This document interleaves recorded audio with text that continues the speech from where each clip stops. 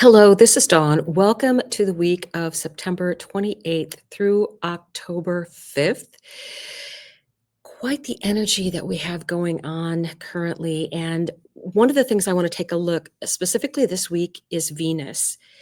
And Venus was square Uranus at the time of the eclipse energy. And she had just entered Virgo, and now she's on her way to meet with the 15 degrees that had been the part of the lunar eclipse. The sun was at 15 degrees Virgo, and the moon was at 15 degrees Pisces. And also, she's going to conjunct with the North Node.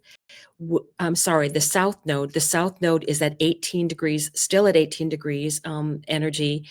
And that is about what from the ancient past can she bring in? What is her knowledge that she can bring forth? What is she releasing as well that is no longer serving her? And then we have her coming up on the conjunction of the other degree, the 29 degree of Virgo new moon.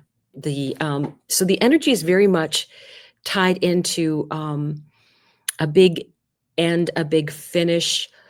And I want to really show you how that looks in the chart, because I want you to start looking at how that affects your chart and what signs you might be in order to see that in your chart. So we're going to be taking a look at Virgo and where does that fall in your personal chart. So let's go ahead, and I am going to share my screen. Let's go all the way. Okay, good. And we will pop right in to Astro Gold. Now, this was the day of the eclipse that happened at 29 degrees. You can see right here, this is the joining of those two energies at the very, very end of Libra. Mars at that time was at the 29th degree of Libra. And then the next day, when we moved into the fall equinox or spring equinox, if you're in the Southern Hemisphere, that moved to 1 to 0 degrees. So Venus at this point is at 2 degrees of Virgo and is in a square with Uranus. The other interesting thing is that she's kind of the point of a yacht between this Neptune and this Pluto pointing at her at this 2 degrees. So that is very strong energy of, I think, her being highlighted in this time. So let's take a look at how it progresses through the week. So this is the 21st. I'm going to move it up several days so that we can get to the 28th. This is the 28th. This is our Sunday energy. And Venus is now at 11 degrees. The eclipse was at 15 for the Pisces lunar eclipse. So her touching that, if that affected you, and her touching anything at 15 degrees, even as she's moving all through this energy, because she was at the time of the eclipse, she was square Uranus, she is carrying that energy of squaring Uranus with her while she travels through Virgo and is hitting again the points that are specifically related to the eclipses. So it just gives an extra boost of power. She's got Uranus behind her. So very unexpected things are going to be happening if you have some strong aspects with this Venus energy. So Virgo is a mutable sign. And if you have anything in Sagittarius, Sun, Moon, Venus, Mars, rising. Also, if you have anything that is an ascendant or descendant, that is going to be in Virgo or Pisces, she's going to be crossing all that energy. So you would have probably already have felt it if you had things before 11 degrees in Virgo. So I would say right away that it strongly affects, like everything has strongly affected all of the people that have the the ascendant and descendant in Virgo and Pisces. That's based on the time that you were born. So we have that plus any other personal planets. And because this is the axis where all of these eclipses are happening, it makes it very strong. So she's moving through this energy. She'll hit that 15-degree mark. And let's see what we can get that for a day. So as she's hitting this, what else is happening? We do have, let's move this forward. She was going to be talking,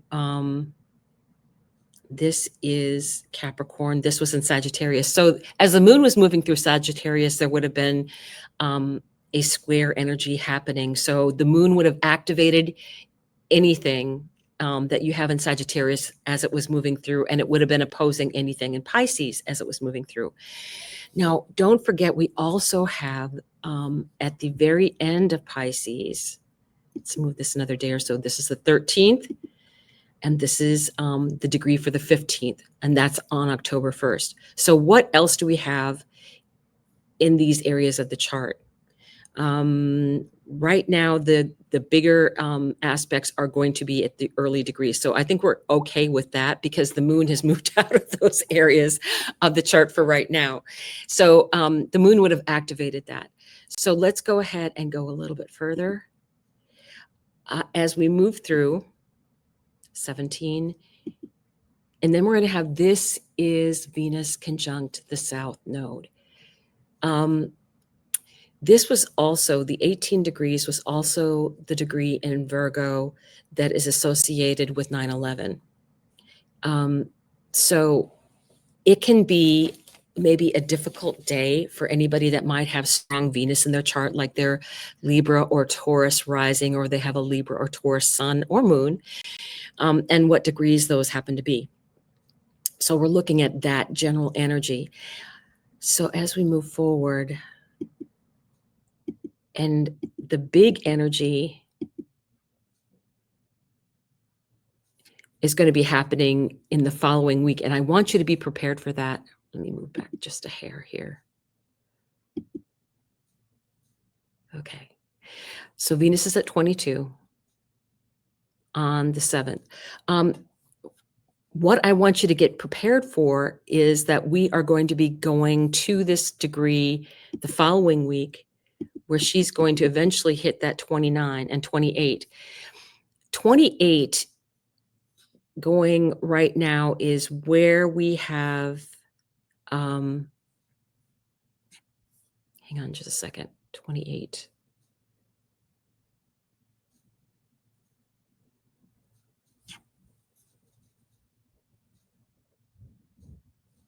There it is. That's what I was looking for. I was looking for Saturn is here. Okay. So 28 degrees is where Saturn had been located at. And now it's at 26. So she actually passed that. So let's go back. That was an opposition. That was an opposition. Okay. So on Friday, October 10th, she would have been at 27, 25. So as this is moving forward, that's what we're going to, Venus is going to be opposite Saturn in the chart as she's approaching that energy of the eclipse energy. And then once she gets to the 29, then she's immediately going to be in an opposition with Neptune. Neptune stays at 0 degrees of Aries until October 22nd. Now, there are a lot of things happening around the end of October. Lots of new things that have showed up in our particular area of our galaxy and our solar system. And a lot of this energy to me is, we know that we were expecting things to be completely different when we get back to that 0 degrees of Saturn and Neptune meeting on February 20th.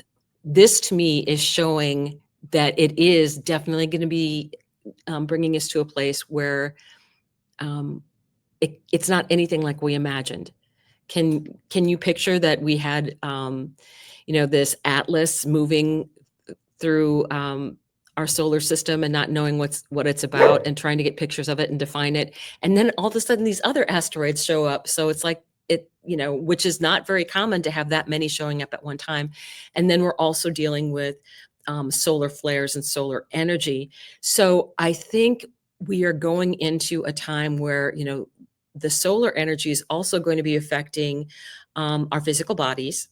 And I think that is something we need to be prepared for. So all of this energy going forward is very interesting in the chart. So let me go ahead and release this. It is crazy.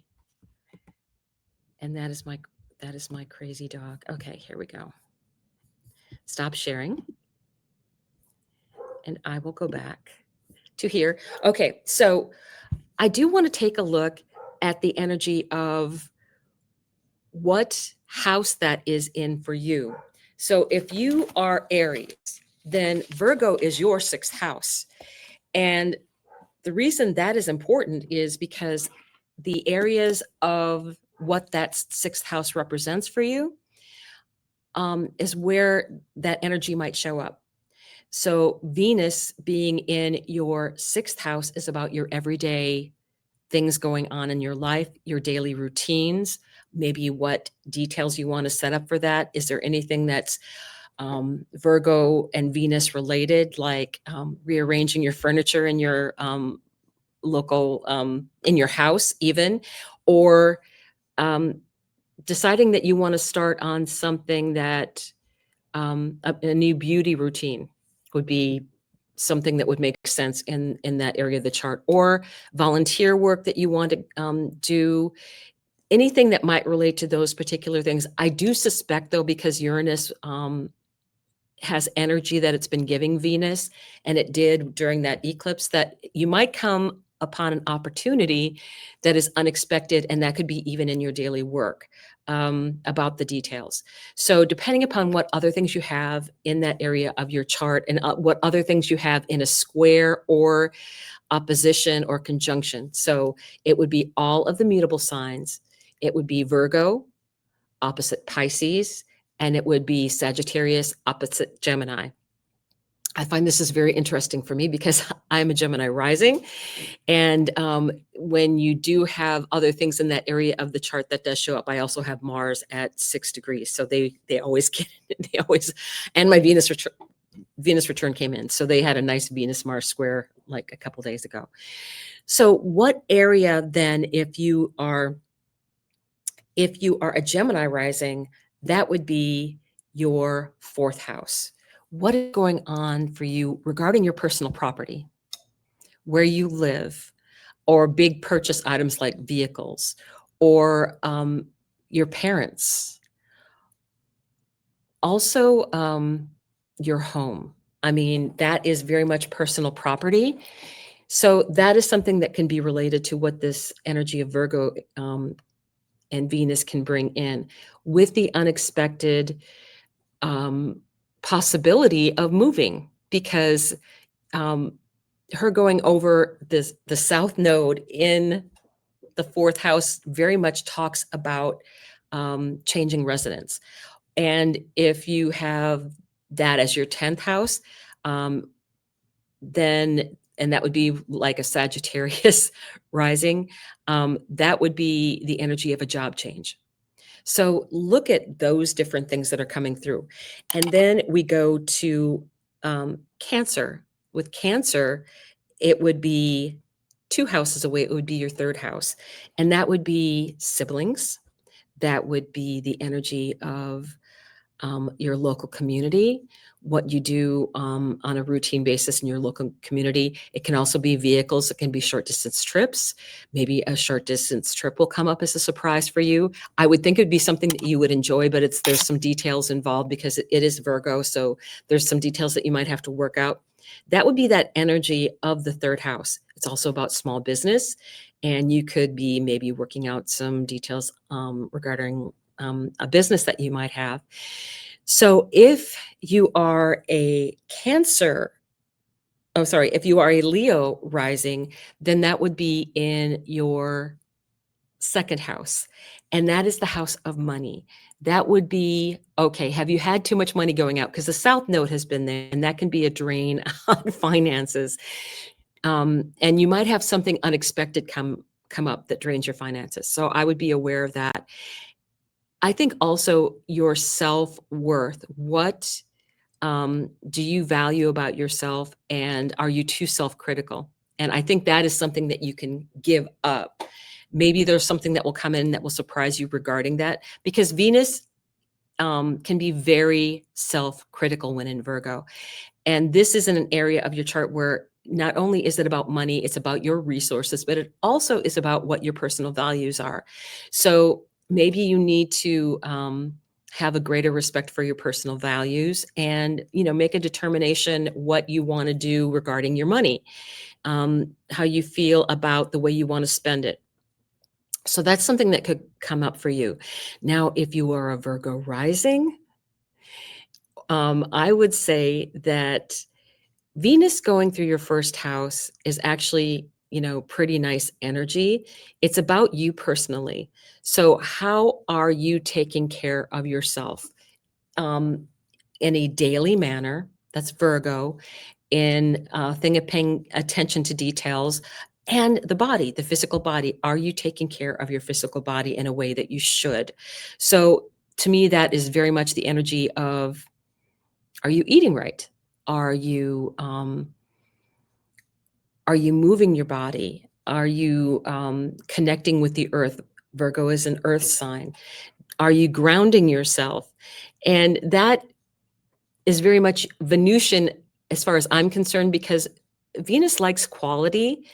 And when you're taking care of yourself, it's like, okay, I'm going to have the best body lotion. It's going to smell amazing. And I'm going to use that every day, taking care of the body. Or you decided you're going to go organic with the food that you're eating. So that could be something else. It's very much related to you and your body. We do have the South Node there. So there may be a habit that you need to give up in order to make your body feel better. Sometimes it's people will give up alcohol for a month, or they'll give up coffee or sugar, or they'll cut way back on sugar. So I think those are the things that you can look at in your first house. Now, if you have Libra as your rising sign, then Virgo is your 12th house. That is about seclusion. And to me, Virgo 12th house is very much the energy, especially with Venus there. It's about like journaling. It's about being in solitude and getting your thoughts together. Virgo loves words always, and has a great skill for writing and storytelling. So if you had an opportunity with whatever may personally be in your chart in the 12th house in Virgo, you might have a great skill at being a writer and maybe writing under a pseudonym. So very interesting energy if you are a Libra. Now, if we're going into Scorpio, and that would be make that your 11th house, Virgo out in public is very detail oriented, and she's a great person to plan the party, basically. And but there's surprises involved in this. I would say there's surprises and things going on, and it's in your community of people that you choose to be with. So I would say that's very interesting energy. And if you're a Scorpio rising, you don't like surprise parties. I know that for sure. It's a matter of Scorpio likes to know everybody's secrets, and then for people to keep a secret from Scorpio, they're just really not that happy that they were left out, even if the party was for them. So I would say that it's very much involving the public and being out front, and there's some details involved, but it's like party planning. It's like what new, also it's involves the internet. So what thing can you bring forward on the internet possibly that's going to be new for you, unexpected? So if you have Sagittarius, that would be in the 10th house for you, Virgo, which means detail oriented in that house, getting the work done, making sure all the details are covered. It also depends on what you have talking to that area of the chart. You may be very lucky. You may be able to get some nice transits in from, I would say, positive energy. If you have things talking to that area of the chart in trines, you might have opportunities come in for you, but it will be unexpected. I feel that because it's Venus and Venus is benefic, you might be changing jobs. That is very much a signification of when you have the South Node in a square to things in your chart, and that would be in Sagittarius. Sagittarius would be square Virgo and the North Node. So you would have been getting hit with a lot of this energy all through this time. So we go on to Capricorn. Capricorn, that would be your 9th house.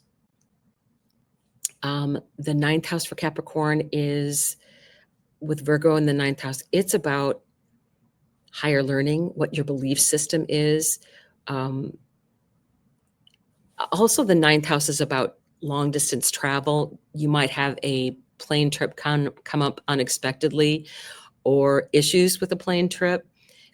It's usually long distance travel. You know, it takes you at least a day to get there. If also it's long distance travel, if it involves a plane. So those energies, anything foreign also falls under that 9th house energy. It could also, if you also are moving to a foreign country, that would be the 12th house. But in the 9th house, it's also what our belief systems are. It's also learning, it's higher learning. That doesn't mean it has to be a degree or certificate. You're just learning something more that you didn't know. Maybe more into, like if you were a beginner astrology, now you're taking higher level courses, things like that. So your courses have increased in complexity. And let's go ahead to the Aquarius energy, which would be the 8th house. Virgo in the 8th house.